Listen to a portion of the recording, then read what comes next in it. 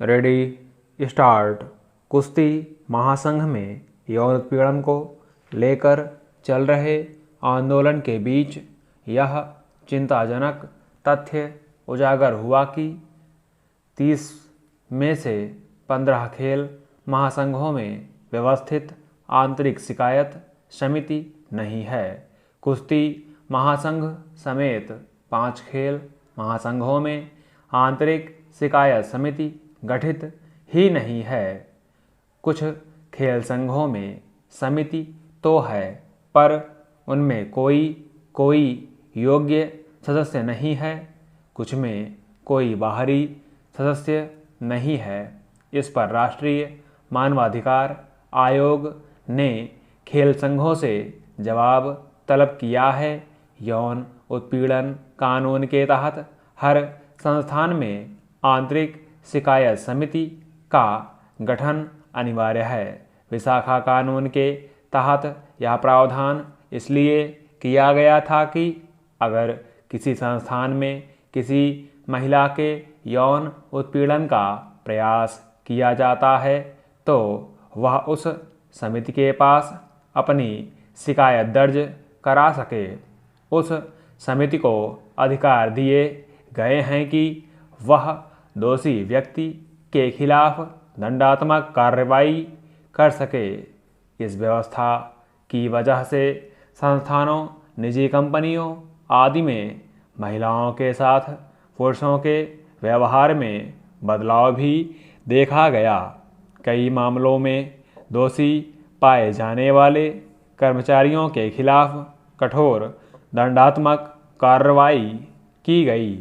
कईयों को अपनी नौकरी तक गंवानी पड़ी। मगर हमारे देश में संस्थानों का स्वरूप भी हमारे समाज की तरह का ही है, इसलिए वहाँ भी पुरुष मानसिकता आड़े आती है। खेल महासंघों में आंतरिक शिकायत समिति गठित न किए जाने के पीछे भी यही मानसिकता काम करती देखी जा सकती है।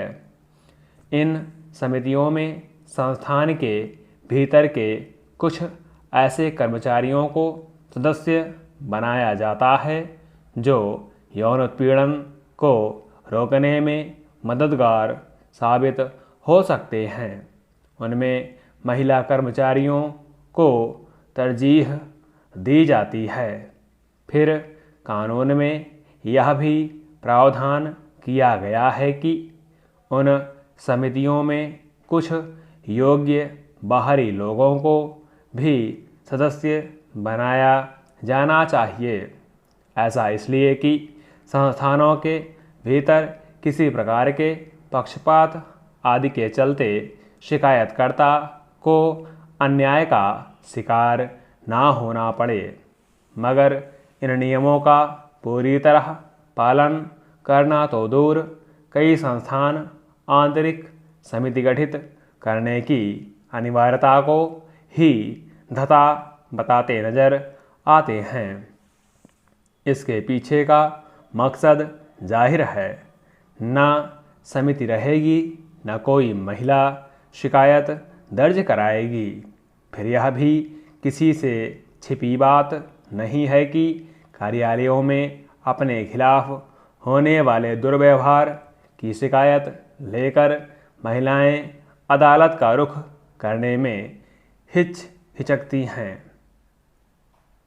हालांकि जिन संस्थानों में आंतरिक शिकायत समिति का गठन किया भी गया है, उनमें से बहुतों में पक्षपात की शिकायतें मिलती हैं। चूँकि समिति में उसी संस्थान के कर्मचारी सदस्य होते हैं, इसलिए उनमें किसी एक के प्रति झुकाव स्वाभाविक है। फिर ये समितियां समझा बुझाकर दोनों पक्षों के बीच समझौता कराने का प्रयास करती हैं।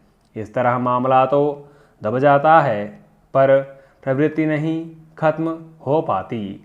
इस बात से इनकार नहीं किया जा सकता कि आंतरिक शिकायत समिति होने से कर्मचारियों पर एक मनोवैज्ञानिक दबाव काम करता है। अगर कुश्ती महासंघ में सशक्त आंतरिक शिकायत समिति गठित होती तो महिला खिलाड़ियों को शायद इस तरह अपने उत्पीड़न की पीड़ा को सिसक कर सहन न करना पड़ता। उन्हें अपने प्रति हुए दुर्व्यवहार की शिकायत लेकर सड़क पर न उतरना पड़ता। वह समिति मामले को कानूनी ढंग से निपटाने का प्रयास करती। देखने की बात है कि खेल महासंघ राष्ट्रीय मानवाधिकार आयोग के सवाल पर क्या जवाब देते हैं और इस मसले पर कितनी गंभीरता दिखाते हैं। स्टॉप।